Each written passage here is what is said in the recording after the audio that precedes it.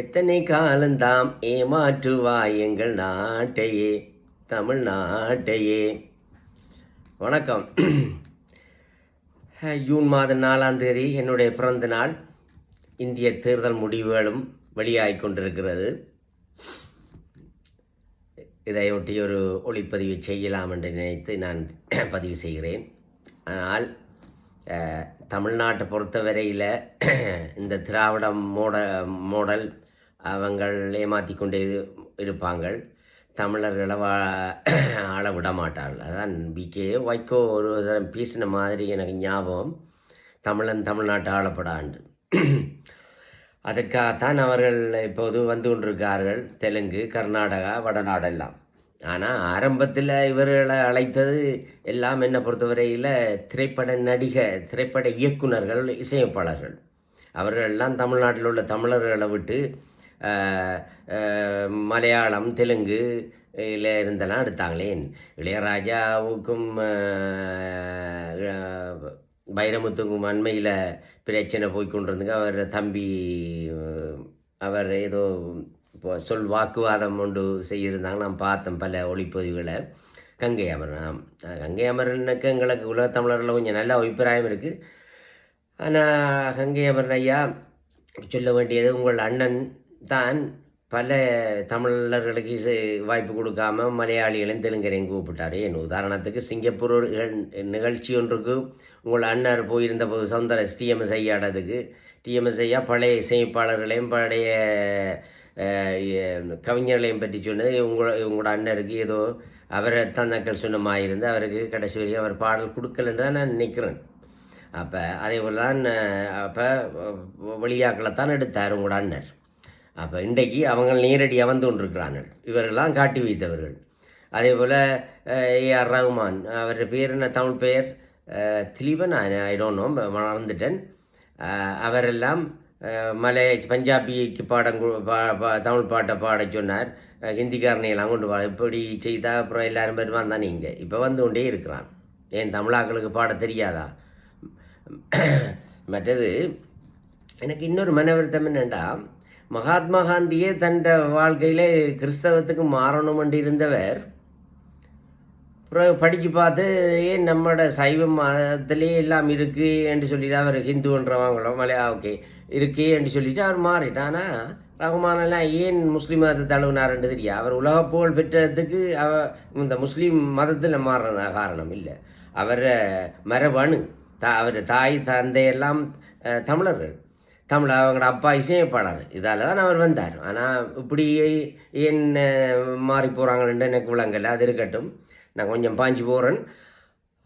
மற்றது தமிழ்நாட்டில் அவங்கள் போலீஸாரையும் எல்லாரையும் அவங்கள தேர்தல் ஆணையர் எல்லாத்தையும் வாங்கி வச்சுருக்காங்க. உலகத்தில் பல நாடுகள், நாங்கள் டிஜிட்டல் வேர்ல்டில் இருக்கிறோம். அமெரிக்கா, இங்கிலாந்து, ஜப்பான், பெரிய கைத்தொழில் மயமான நாடுகள் எல்லாம் தங்களோட தேர்தல் போலிங் ஸ்டேஷனில் நேர்மையாக நடக்குது. வாக்களிக்கும் நிலையங்களில் வாக்குகளை எண்ணுறதெல்லாம் அவங்க கையாளாம பண்ணுறாங்க. ஆனால் இந்தியாவில் மட்டும் கால்குலேட்டர், கணனி முறை. நாம் தமிழர் கட்சிக்கு பட்டன் அமர்த்தினா அது திராவிட முன்னேற்ற கழகத்துக்கு விழும், அல்லது பிஜேபிக்கு விழும். இப்படியெல்லாம் ஊழல்கள் இந்த நாட்டில் உலகத்தில் தேர்தல் நடந்து வித்தின் 3 நாளைக்குள்ளே முடிவுகள் எல்லாம் அறிவிச்சிருவாங்களா. ஆனால் இங்கே 1 மாதம் 1.5 மாதம் வச்சு எல்லாம் பிளான் பண்ணி செய்து யாரை இது பண்ணணும், மக்கள் நம்பக்கூடிய மாதிரி எப்படி தேர்தல் முடிவுகள் அறிவிக்கணும் என்றெல்லாம் திட்டமிட்டு செய்கிறாள். அப்படி என்றால் தமிழர்களுக்கு வாய்ப்பு இல்லை, அது நடக்காது. அடுத்தது இன்னொரு விஷயம் கைக்கொள்ளும் என்றால், ஓகே, அந்த விவாதத்தில் நடந்தது. கங்கை அமரன் அவர் இது பண்ணியிருந்தால் நான் ஏற்கனவே சொல்லிட்டேன். நான் கொஞ்சம் குடிசார் பொறியியலும் மின்னியல் பொறியியல் அண்மையில் கிராஃபிக் டிசைன் அது கொஞ்சம் படித்தபடியாக சொல்கிறேன். மொழியா இசையா முதல் தோன்றுனென்றால் இன்டர்நெட்டில் பார்த்தால் இசைன்னு தான் போட்டிருப்பாங்க. ஆனால் ஒரு மனிதன் தோன்றி கையால் அசைச்சு வாயால் சத்தம் போட்டு அதுக்கு பிறகு தான் மலையில் கல்லால் எழுதி அதன் பிறகு தான் எல்லாம் படிப்படியாக கண்டுபிடிச்சி எழுதி சித்திரம் வந்து இப்போ நவீன உலகத்தில் அதை நாங்கள் சொல்கிறோம் கிராஃபிக் டிசைன் அப்படி சொல்லி. சரி, அது இருக்கட்டும்.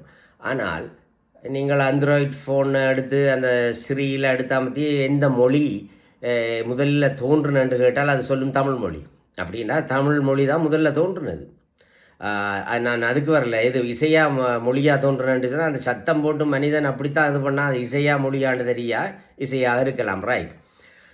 அப்போ முன்கூட்டியே நான் அதை சொல்லிட்டேன் இளையராஜா பற்றி. இப்போ அவர் வைரமுத்துவை பற்றி சொல்லுவோம். வைரமுத்து ஐயா வெளிநாடுகளுக்கு போகிற இடங்களெல்லாம் பேசி போட்டு தான் மதிப்பு கொடுக்குற தமிழ் தாய்க்குன்னு 2வது கலைஞர் கருணாநிதிக்கு மட்டும் தான் சொல்லுவார். வயிறு வளர்க்குறதுக்காக இப்படியெல்லாம் சொன்னீங்களே, இப்படி ஒரு துரோகியை நீங்களெல்லாம் சொல்கிறீங்கள். அது மட்டும் இல்லை, அண்மையில் ஒரு வீடியோ அந்த ஒரு ஒளிப்பதிவை பார்த்தேன். வீரப்பனோ மீச வச்சவர் அவர் சொல்கிறார், குட்டி கதை ஒன்று சீமான் தேர்தல் பிரச்சாரத்தில் சீமான் சொன்னதை இப்படி செய்து தான் காலஞ்சென்ற கருணாநிதி இப்படி சொல்லலாமா, அப்படி வழக்கு தாக்கல் செய்யப்படும் என்று அவர் ஒரு அழகாத்தான் குட்டி கதையாக சொன்னார். நான் சொன்னேன்னா துரோகி என்று சொல்லுவேன். கானாவில் தொடங்கினவன் கருணாநிதி, அடுத்தது கருணா, அவர்களெல்லாம் தமிழினத்தின் துரோகி. என்ன செய்தார்? தண்ட பாராளுமன்ற உறுப்பினர்களெல்லாம் முட்டு கொடுத்து சப்போர்ட் கொடுத்து கொண்டு இந்திரா காங்கிரஸ் ஆட்சி செய்து கொண்டிருந்த. ஆனால் இந்திரா காங்கிரஸ் இலங்கை அரசாங்கத்தோடு சேர்ந்து தமிழின அழிப்பு செய்து கொண்டிருக்குது. நினைச்சிருந்தா பாவஸ்பரம் இல்லாட்டி நீ நிப்பாட்டு என்று இந்த கருணாநிதி சொல்லியிருந்தால் அந்த யுத்தம் நின்றுருக்கும். ஆனால் செய்யல. அவர்கள் சும்மா நாடகம் நடிச்சிட்டு வந்து இவர் முன்னாவரை போயிட்டார். அங்கே காயப்பட்ட சனங்களுக்கு உலகத்தில் உள்ள சனங்கள் அத்தனை பேரும் தான் தமிழர்கள் அத்தனை பேரும் மருந்துகளை சேகரித்து இது பண்ணாங்களா. அந்த கப்பல் எத்தனை அங்கே இங்கே போய் முழிச்ச தமிழர்களும் செத்ததுக்கு அப்புறம் எங்கே மருந்தை கொண்டு யாரு கொடுத்தான்னு தெரியும். அங்கே போகணும். அது சரி, அது இருக்கட்டும். அடுத்து அவன் ராஜபக்ச எல்லாம் அழிச்சதுக்கு பிறகு தலைவர் தாயை தகப்பனையும் சிறையில் வச்சு தகப்பனை கொண்டு தாயிட வேண்டுகோளுக்கு நாங்கள் இங்கே தமிழ்நாட்டுக்கு அனுப்பினோம் மருத்துவ உதவிக்காக. தானு நல்ல ஆளாக இப்போ இனப்படுகொலை செய்தெல்லாம் இது பண்ணுறதுக்காக அவர் தாயார் அனுப்புகிறார். ஆனால் இத்தனை தரம் திருப்பி அனுப்பிங்க, அந்த தாய்க்கு இடம் கொடுக்கல. ஆனால் இவ்வளவு இனப்படுகொலை செய்த அந்த ராஜபக்சவுக்கு வேள்வி அதுவும் தமிழ்நாட்டில் செய்யப்படுது, வெள்ள குதிரையில். ஏன் சோனியாட வீட்டை வச்சு செய்திருக்கலாமே. இத்தனையும் செய்த அந்த கருணாநிதி தமிழினத்தின் துரோகி, தமிழ்நல்ற வாக்கால் வேண்டு கொண்டு தமிழினத்துக்கு செய்த துரோகத்தை விட ஒரு தரம் செய்யலை. இவரை பற்றி குட்டிக்கதை சொல்லாமல் என்ன சொல்கிற ஐயா வீரபாண்டியன், நீங்கள் தமிழரா தெலுங்காண்ட எனக்கு தெரியா, நீங்கள் வழக்கு தாக்கல் செஞ்சால் சீமானுக்கு செய்யுங்க, சரிதானே? முதல்ல உங்களுக்கும் செய்யப்படும் இப்படியான விரட்டல் விடுறதுக்கு. அடுத்தது அப்போ என்ன அண்மையில் நான் ஒரு மனவருத்தமான விஷயம், அங்கே இளைஞர்கள் படுகொலை வெட்டி கொத்துற பெரிய ஒரு வாள் இப்படி இந்தியாவில் தமிழ்நாட்டிலாம் பார்க்குறேன், அரிவாள். ஆனால் இதை நான் என்னை பொறுத்தவரையில் நான் நினைக்கிறேன் இந்த திராவிட மாடல் தான் பேக்ரவுண்டு பின்னால் இருந்து செய்யுது. ஏனென்றால் வளர்கிற இளைஞர்கள் வளர்ந்தால் தான் அவர்கள் அரசியலை பற்றி சிந்திப்பார்கள். சீமானுக்கு பின்னால் ஒரு அணி வந்து கொண்டு இருக்குது, அது வேறு பிரச்சனை.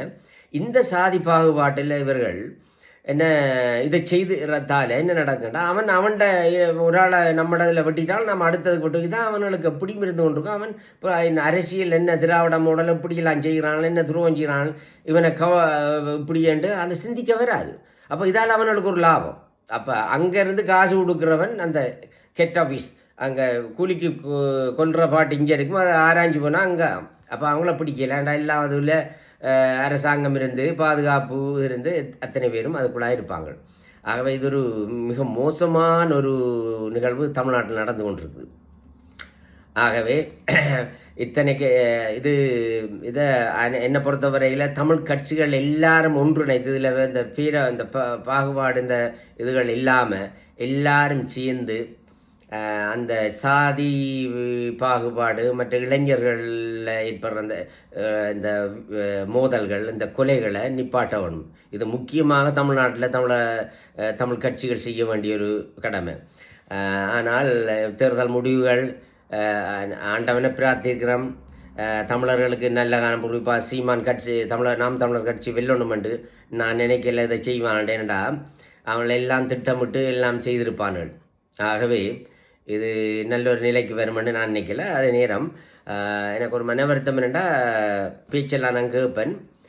போய் அவர் ரஜினிகாந்திர பிரைன் போஸுக்கு போய் அங்கே போயிருந்து காலத்தை வீணாக்கிட்டு திரும்ப வந்து இவன் இப்போ பிஜேபி அண்ணாமலை கூப்பிட்டு இப்படியெல்லாம் ஊசலாடி கொண்டிருந்தால். ஆனால் அந்த தமிழர் கட்சி சீமானோடைய சேர்ந்து இது பண்ணியிருக்கலாம். ஆனால் இப்போவும் வாய்ப்பு குறையில்ல. சீமான் அவர்களும் வார தமிழ்நாட்டு தேர்தலுக்கு அவர் இணைச்சு கொள்றன்னெல்லாம் அவர் எங்களுக்கு தேவை தமிழர்களுக்கு. இப்போதைக்கு நான் இந்த காணொலியை இந்த ஒளிப்பதிவை நான் நிறைவு செய்கிறேன். வணக்கம், நன்றி.